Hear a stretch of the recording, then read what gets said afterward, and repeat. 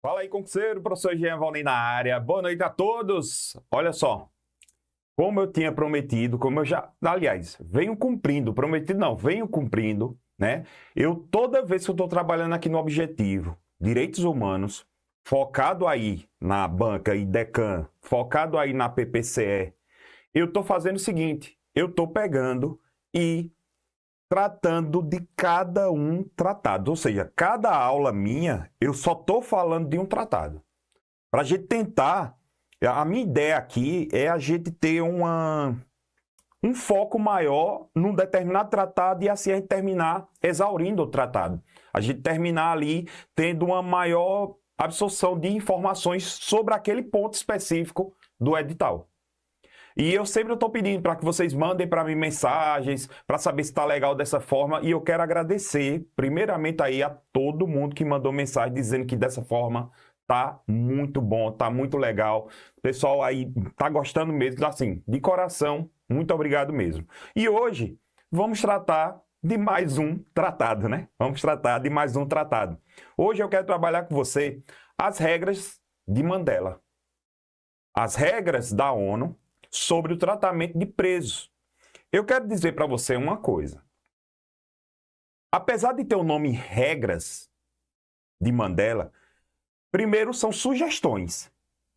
São sugestões, porque eu não posso obrigar que países distintos, de características distintas, culturas distintas, cumpra um tratado internacional à risca, à regra. Não tem como. Então, o pacto, né, as regras de Mandela são sugestões. Por exemplo, coisa simples. Lá tem dizendo que só pode ter um preso dentro da cela. Eu só vejo isso em presídio federal. Lá também tem dizendo que os agentes penitenciários, policiais penais, as pessoas que lidam diretamente com os presos, não podem ficar armados.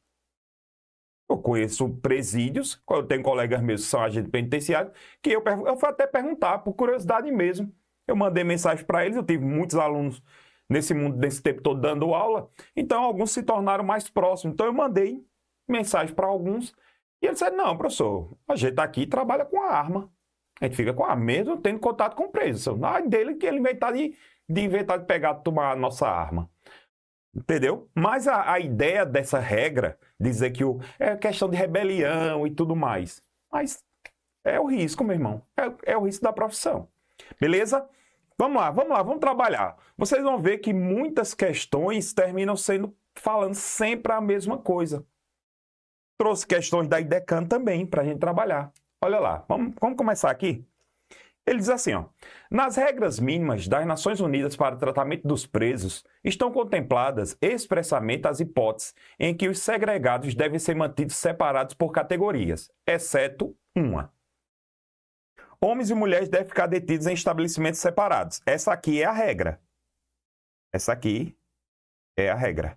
Essa daqui é a regra. Presos preventivos devem ser mantidos separados dos condenados, certo? Olha, aqui eu falei que é a regra porque se homens e mulheres ficarem presos no mesmo estabelecimento prisional, os recintos devem ser totalmente separados, entendeu? Mas a regra é essa. A ideia é que os estabelecimentos sejam separados. Presos preventivos separados dos presos condenados. Idosos com mais de 60 anos devem ser mantidos separados. Atenção, isso aqui não tem na regra. Por isso que ela é a correta. Não tem na regra. Veja, no nosso país, agora só não vou conseguir lembrar qual é a regulamento, não sei se é a ALEP que fala isso. Sei que tem uma separação de presos maiores de 60 anos e menores de 60 anos. Era para ser assim, não sei se é cumprido, entendeu? Mas eu acho que eu já vi em alguma legislação brasileira que tem essa distinção, mas não está nas regras de Mandela. Pessoas detidas por dívidas e outros reclusos do foro civil devem ser mantidos separados dos presos do foro criminal, certo? Jovens reclusos devem ser mantidos separados dos adultos. Pronto, certo. Então já fechamos aí uma questão simples, uma questão bem rápida. Assinale a alternativa que não está de acordo com as regras mínimas das Nações Unidas para tratamento de presos. Regras 47, instrumentos de coação. Uso de correntes, de imobilizadores, de ferro ou outros instrumentos restritivos são inerentemente degradantes ou dolorosos. Deve ser proibido, certo? Lembre-se que ele quer a exceção. Instrumentos restritivos devem ser utilizados apenas quando previstos em lei, como precaução contra fuga durante a transferência, desde que sejam removidos quando o preso estiver diante da autoridade judicial ou administrativa. Perfeito. Está de acordo com as regras de Mandela. Por ordem do diretor da unidade prisional, se outros métodos de controle falharem, a fim de evitar que um preso se machuque a si mesmo ou a outrem, ou danifique a propriedade. Em tais circunstâncias, o diretor deve imediatamente alertar o médico ou outro profissional de saúde qualificado para reportar à autoridade administrativa superior. Perfeito aqui. Autoriza-se o uso por razões médicas, sob indicação do médico responsável. Peraí, quer dizer que se um médico autorizar o uso da algema, eu não lembro de ter visto isso, não. Veja, essas duas aí eu tive que fazer umas adaptações, né? Então, por isso que eu trouxe elas aqui, porque não tinha. Elas estavam desatualizadas. Entenda uma coisa, as regras de Mandela é de 1955, só que ela sofreu alterações em 2015. Assim, de 55 para 2015, ela sofreu muitas alterações. Eu aproveitei essas alterações para trazer umas questões aqui, do que era escrito antigamente. Olha lá. As regras mínimas da ONU de tratamento de reclusos recomendam que o preso provisório tenha o mesmo tratamento dado aos condenados, no que tange a alimentação, alojamento e vestuário. Não. Não é o mesmo tratamento, não. São tratados de maneiras diferentes. Então, essa daqui é errada. Empresas privadas administrem indústrias e granjas penitenciárias a fim de se assegurar métodos de trabalho assemelhados ao exercício fora do estabelecimento penal. É errado. Pelo contrário, é proibido que empresas privadas administrem indústrias e granjas penitenciárias. O vestuário pessoal do preso condenado seja mantido como regra para que sua individualidade seja preservada. Na realidade, aqui é o contrário. É o contrário. A ideia é que o presídio tem um uniforme específico, caso contrário, usa o uniforme pessoal. E isso o vestuário do preso condenado não. Esse vestuário aqui, quem fica com o vestuário próprio é o preso provisório. Ele, de acordo com as regras de Mandela, ele pode permanecer com o seu vestuário próprio. Inclusive, ele pode mandar trazer a alimentação de fora, entre outras coisas. O total da remuneração recebida pelo preso em razão do trabalho desempenhado seja reservada como poupança e entregue a ele depois de cumprida a pena. Errado. Não é o total, não. É uma parcela. É uma parcela. E os preços que sejam separados por diferentes categorias, considerados, entre outras, as razões de detenção. Perfeito aqui. Perfeito. A ideia que a remuneração do preso ela seja dividida em 3 partes. Uma parte fica com ele, para que ele possa usar lá dentro do sistema prisional. Outra parte é mandada para a família e a outra parte é guardada numa poupança, para quando ele receber quando sair. Vamos lá. Em relação às regras de Mandela, analisa as afirmativas a seguir. Todo preso que não trabalhar a céu aberto deve ter pelo menos 1 hora diária de exercícios ao ar livre, se o clima permitir. Aqui, super tranquilo, de boa. Veja. Aqui ele está dizendo assim, ó, se o preso não trabalhar a céu aberto, isso está lá nas regras de Mandela. Cuidado, a LEP são 2 horas, viu? Aqui é 1 hora. Cuidado para a banca não misturar você, porque vai ter LEP, né, no seu concurso, então a banca pode usar isso como pegadinha. A ideia que eu quero que você tome cuidado aqui, fique bem atento, porque assim, eu não dou aula de LEP, eu conheço algumas coisas da LEP por alto ali, certo? Mas você que está estudando para a Polícia Penal do Ceará, você vai ter LEP, né? Vai ter lá a LEP, Lei de Execuções Penais, acredito eu. Então, o que é que a banca pode fazer? Pegar o que está na LEP e dizer que está nas regras de Mandela. Ou até mesmo vice-versa. Lembra que na aula passada, na Operação Sentinela de sábado, quem assistiu, procura aqui no YouTube para assisti-la, eu falei isso, que as bancas pegam o que está na nossa Constituição e diz que está dentro do Pacto de São José da Costa Rica, da Convenção Interamericana de Direitos Humanos. Isso é a pegadinha comum. Inclusive, eu achei muito legal, porque não tem o nome do aluno, eu não lembro agora o nome do aluno, mas ele mandou uma mensagem para mim, dizendo que está errando muitas questões daquele aluno do objetivo. Ele mandou uma mensagem para mim, dizendo, professor, realmente é isso que está acontecendo comigo. Eu fiz agora um simulado de 10 questões, 2 que tratava desse tema, eu errei porque eu achava, fiquei na dúvida se estava previsto na Constituição ou no Pacto de São José da Costa Rica. Beleza? No final da aula eu deixo um contato aqui para que você manda aí o seu feedback dessa aula de hoje, tá joia? Então vamos lá, vamos continuar. As administrações prisionais devem assegurar a proporcionalidade entre a sanção disciplinar e a infração para a qual foi estabelecida e devem manter registros apropriados de todas as sanções disciplinares impostas. Perfeito, perfeito. Então, a sanção disciplinar tem que ser proporcional à infração que ele cometeu. Lembre-se de uma coisa, o cara como preso, ele pode cometer infrações disciplinares dentro do sistema prisional. E ele vai responder por essas infrações disciplinares. Só que a pena dessas infrações disciplinares deve ser proporcional à infração que ele cometeu. Então, essa daqui também está correta. Os presos devem ter acesso a documentos relacionados ao seu processo judicial e serem autorizados a mantê-los consigo, para eles estudarem, até para eles saberem pelo que está sendo acusado, sem que a administração prisional tenha acesso a esses. Exatamente. Pode até soar estranho que o preso tenha acesso a documentos relacionados ao processo que a administração prisional não tem acesso. Por quê? Vamos lá. Alguns alunos questionaram essa questão aqui. E eu disse, está na regra de Mandela. E eu vou explicar o porquê, qual é a ideia que a regra de Mandela quer trazer. É a seguinte. Vamos imaginar que o meu advogado vai me visitar lá no presídio. Aí ele fala, Jean, eu estou aqui com essa prova que vai trazer sua inocência. Então, tá aqui. E eu pego e guardo. Vou lá e guardo essa prova.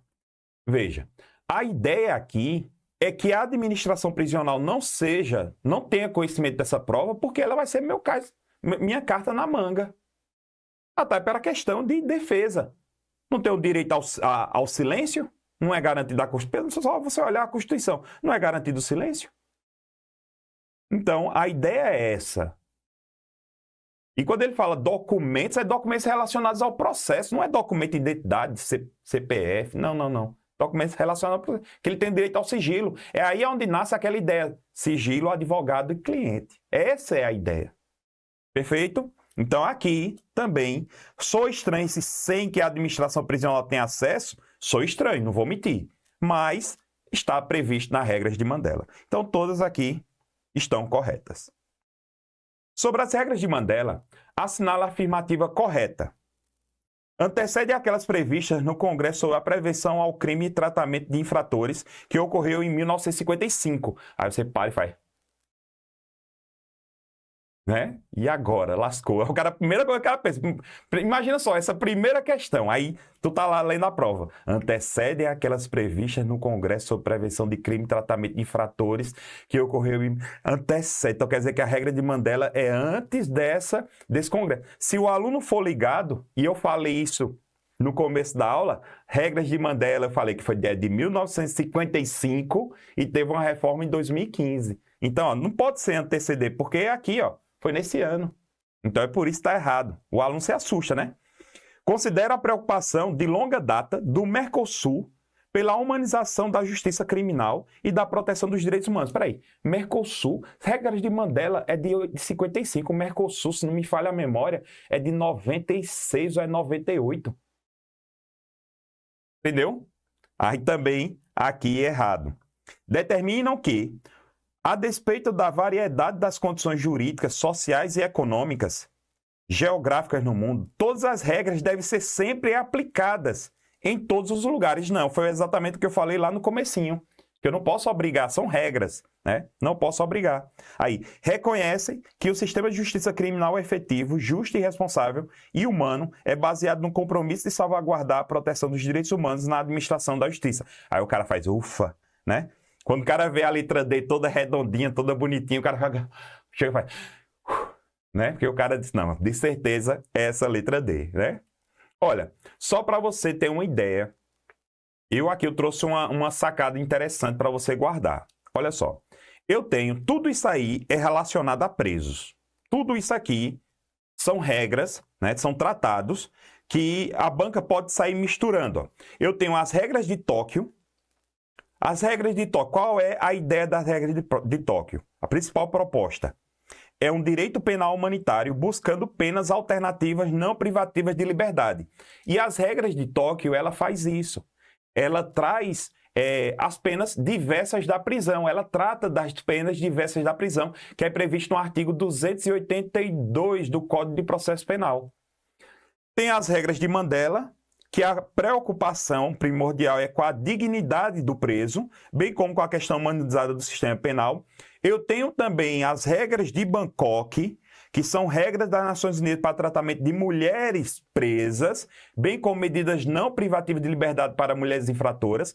Perceba que as regras de Bangkok é como se fossem as regras de Mandela e as regras de Tóquio, só que voltada para as mulheres. Olha que lindo.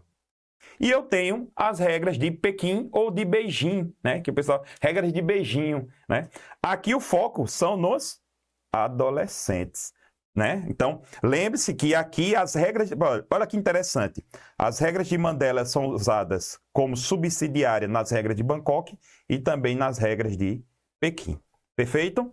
Então, só para você ter ideia dessas regras que tratam de presos, que a banca pode sair fazendo um bololô delas todas. Eu espero que você tenha achado legal essa. Então faça aí um print dessa tela, aí eu vou te segurar mais um pouquinho aqui para você fazer o print dela e depois botar no seu material. Beleza? Vamos avançar. De acordo com as regras mínimas das Nações Unidas para o tratamento de presos, é vedado o uso de correntes e ferros nos reclusos, com o intuito de punir, salvo regras minuciosas sobre o seu fundamento e necessidade. Rapaz, aqui não tem isso não, né? Aliás, tem aqui, é tudo ok, o erro está aqui, né? Então aqui é errado. As celas e locais destinados ao descanso não devem ser ocupados por mais de um recluso, certo? Se por razões especiais for necessário que a administração penitenciária adote exceções a essa regra, deve-se evitar que 2 reclusos sejam alojados numa mesma cela, né? Então, a ideia é essa, é o máximo.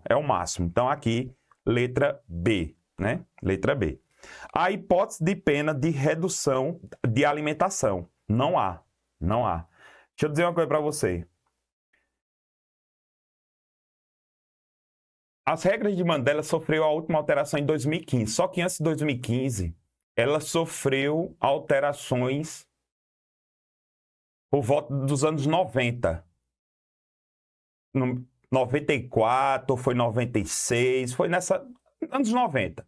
E lá tinha a hipótese de uma punição, que a punição era a redução alimentar. A punição era a redução alimentar. Só que essa redução alimentar tinha que ser acompanhada pelo médico. O médico tinha que dizer assim, não, o preso tem condições de suportar essa redução de alimentação. Nas regras antes, tinha a questão do uso da camisa de força. Tinha a hipótese de uso da camisa de força. Isso também acabou. Inclusive, eu trouxe uma questão falando sobre isso. Peguei a redação anterior. Certo? Então, aqui, errado. É vedada aos reclusos apenas a posse de dinheiro, permitindo, porém, objetos de valor, peças de vestuário e outros objetos que lhe pertençam, desde que não ofereçam risco à integridade física dos demais prisioneiros e permaneçam com ele. Não, os presos também podem ficar com um pedaço do dinheiro deles, pode ficar. Então, aqui, errado. Em circunstâncias ordinárias, os agentes que asseguram serviços que ponham em contato direto com os reclusos devem estar armados, desde que devidamente treinados para o uso da arma. Veja, alguns presídios aqui no Brasil, os caras ficam armados, só que nas regras de Mandela eles não podem estar armados. É por isso que essa daqui está errado e a letra B é a correta. E aí, Imparável, gostou dessa super aula que você acabou de acompanhar? ela continuará completa na íntegra para você que é assinante da nossa plataforma. Então, corre lá e vai acompanhar a continuação. E para você que ainda não faz parte da nossa tribo e quer se preparar da melhor forma e acompanhar todas as aulas de forma completa, clica no link da descrição e vem fazer parte da nossa tribo.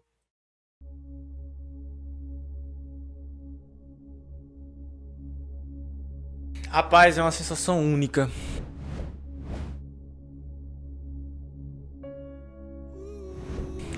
Quando eu procurei meu nome naquele 28 de maio deste corrente ano, foi uma sensação única. Só sabe quem passa. Não tem como dizer assim como é tal, porque você vai sentir. Véi, eu vou dizer o que é universal. O estudo, ele vale a pena. Eu nunca vi alguém dizer que se arrependeu de estudar, velho. Nunca vi. Boa. Eu quero dizer, pô, eu perdi meu tempo. Tem uns que se arrependeram de não estudar, né? Tá, viu? De não estudar, né? Pô, não vou esperar sair a banca. Não vou esperar sair o edital depois. Não vou esperar sair só o próximo, porque nesse não dá. Aí fica o ciclo eterno, né, velho? Eu não consigo entender essa galera. Então não é sonho, né, bicho? Não é sonho. Eu não consigo enxergar isso como um sonho, um cara que só bota desculpa, não. E fui uma das primeiras alunas do Objetivo Concurso. E eu só posso dizer que valeu muito a pena, apesar do cansaço, apesar de que foi bastante difícil, não posso dizer que foi fácil, mas eu estou como concursada do INSS há 6 anos hoje. E assim, tudo na vida é esforço, né? Não adianta querer que o resultado venha rápido, porque muitas vezes não chega a vir rápido, né? Mas caso para você o resultado não chegue de imediato, continue persistindo, continue estudando, porque conhecimento só se acumula e uma hora vai chegar a sua vez na fila, como chegou para mim. Em 2017 eu comecei a estudar para concursos públicos no preparatório Objetivo do meu grande amigo Lucas Neto e consegui, graças a Deus e a todo o esforço de todo o pessoal que me acompanhou no meu esforço e tudo mais, a aprovação do Ministério Público da União e hoje eu sou servidor público federal. Então vamos começar a estudar, vamos se dedicar ainda mais, não vamos desistir, vamos correr atrás e mudar de vida, que assim como eu pude mudar de vida, vocês também podem. Um abraço a todos. Passando para agradecer toda a equipe do Objetivo Concurso pelo site moderno,